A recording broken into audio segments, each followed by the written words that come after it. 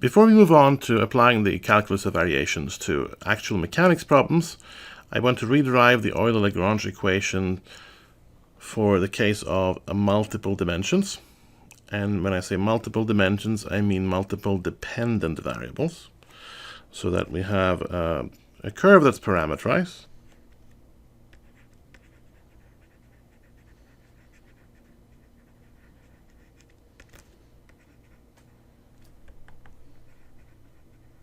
Where both x and y depend on some parameter u. Note that I'm not calling this calculus of variations in several variables, because we have still only one independent variable, which in this case I'm calling u, it could be t or anything else. If we had more than one variable, if we had two independent variables here, for instance, then the solution would be a surface and not a path, not just a curve. In this case, we're staying with just a curve that's identified here in x and y in 2 dimensions. We could extend that to multiple dimensions, x, y, z, etc. But even if we stay in just 2 dimensions, this has the advantage that the solution can be multivalued both in x and y.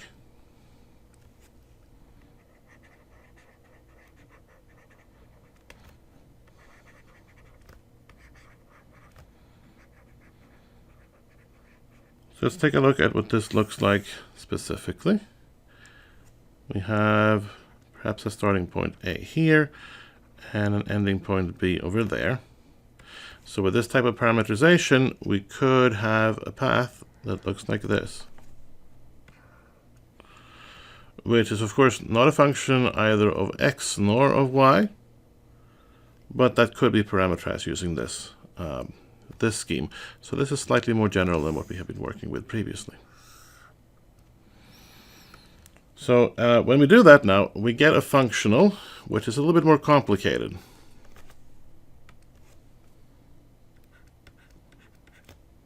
It depends both on the function s and y.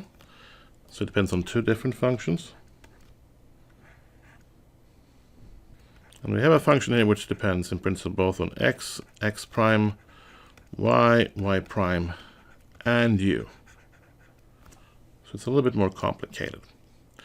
But in order to find the corresponding Euler-Lagrange equation, or equations actually as it turns out, we proceed in the same way that we did before. So we write down variations from the correct path.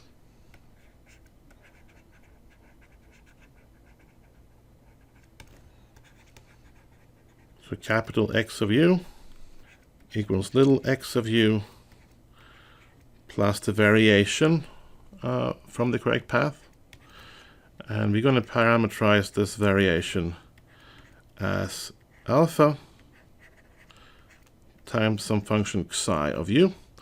And then we do the same thing in the y direction.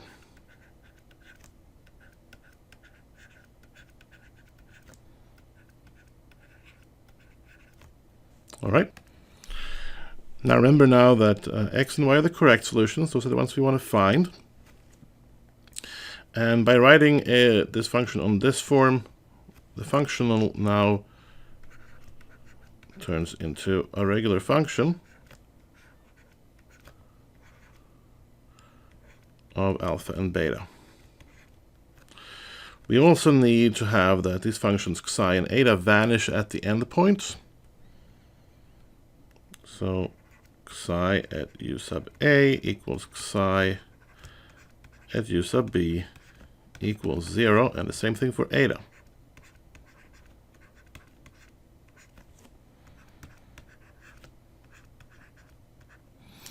So optimization now means that we want to find the s to alpha and the s to beta both equal to 0 for all psi and all eta that vanish at the endpoints.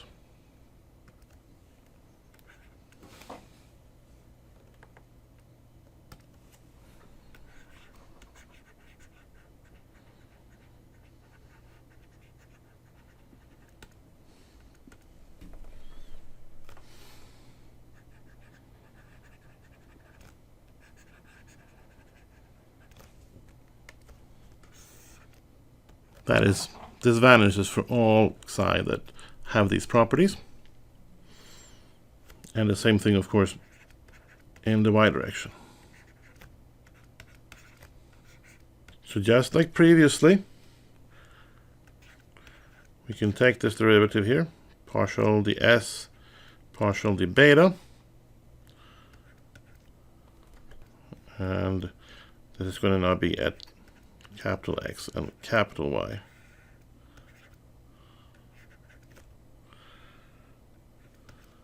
Which again depends explicitly like on X and Y like this.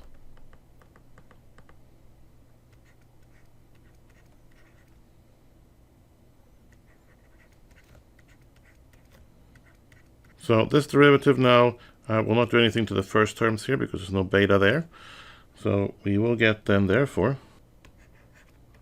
using exactly the same procedure as before. Again, that's just a chain rule. Nothing else, nothing mysterious here. And then we do integration by parts. And I'm not going to go through that in detail, but we find the same result that we did last time.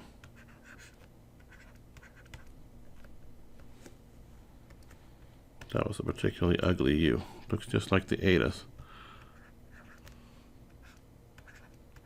Okay, and we need this to be 0, right, at the stationary curves. And we need it to be 0 for all etas that satisfy these conditions. So therefore, by the fundamental lemma of variational calculus,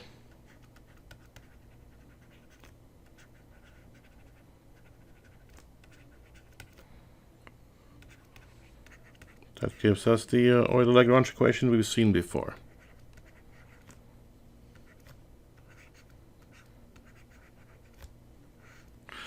And similarly,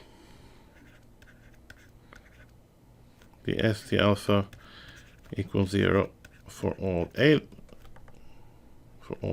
psi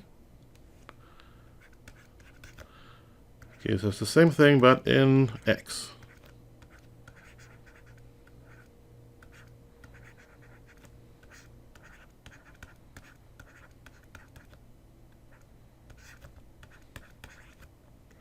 So what we have here is one Euler-Lagrange equation for each dependent variable.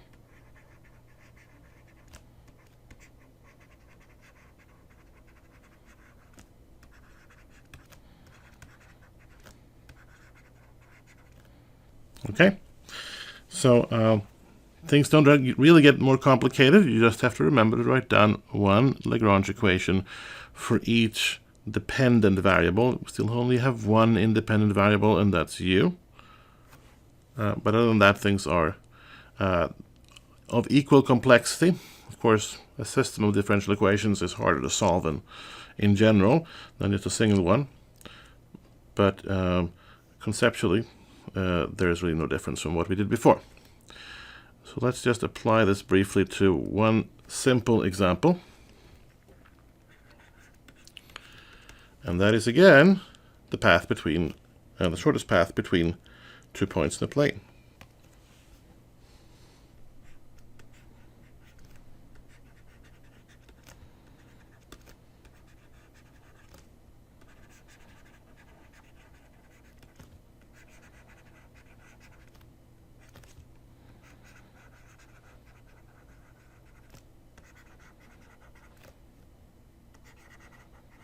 Okay, we don't expect the result to be any different, of course, but this time we can actually consider all possible paths between 2 points, right? Including in principle this one, which was not part of the universe of paths that we considered before, so in principle we can't be certain that our solution was correct, in case it turns out that this is actually the shortest path between A and B. Of course, we know that's not the case, but mathematically we haven't proven that. So, so things actually get simpler when we do this. So just to remind you, we now want to calculate the length, but now both x and y. And that's essentially the integral ds, going from some point A to some point B. Now, the reason I say that things are simpler is because we can do the following. We know that the s is the square root of the x squared plus the y squared. And then we'll just make sure we keep the same integration variable. We still want to integrate over the s. It's really hard to integrate over this particular mess there.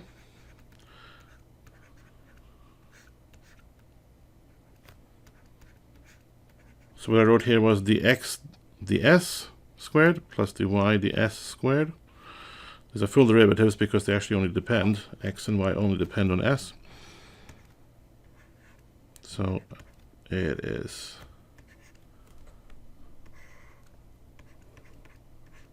just this. This is what we have.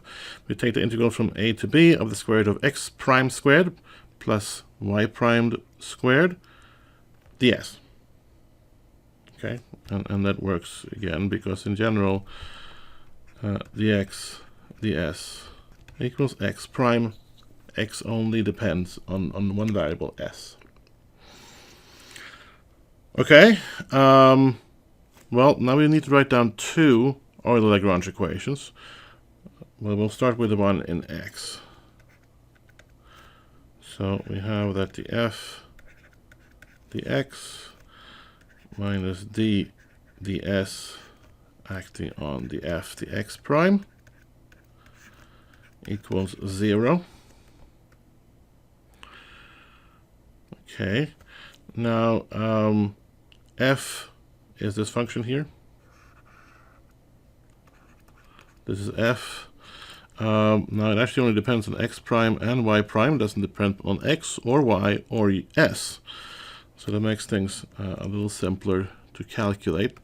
In particular, it means that this first derivative here is equal to 0. And that in turn means that the simplest way to solve this is just simply to integrate it rather than taking the derivative. So we get that the f dx prime equals a constant. And we can know that this is f. We'll find that to be x prime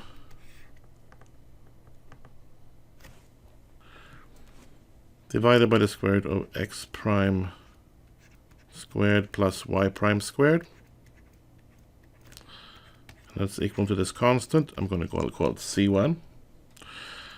And in y, we similarly obtain that y prime divided by the same square root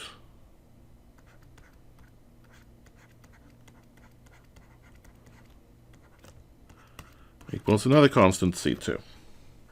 Okay, so far it doesn't look any simpler, but it turns out we can make it simpler because what we're really after here is y as a function of x, if it exists. So if I take now dy over dx, I can say that's probably going to be dy ds divided by the x ds. So y prime over x prime. Okay, now y prime is C2 times this square root. X prime is C1 times this square root. So the square roots cancel. So the only thing you're left with then is C2 over C1, which I'm going to call m. So dy dx is a constant. So that means that y as a function of x is going to be this constant, m times x plus an integration constant. In other words,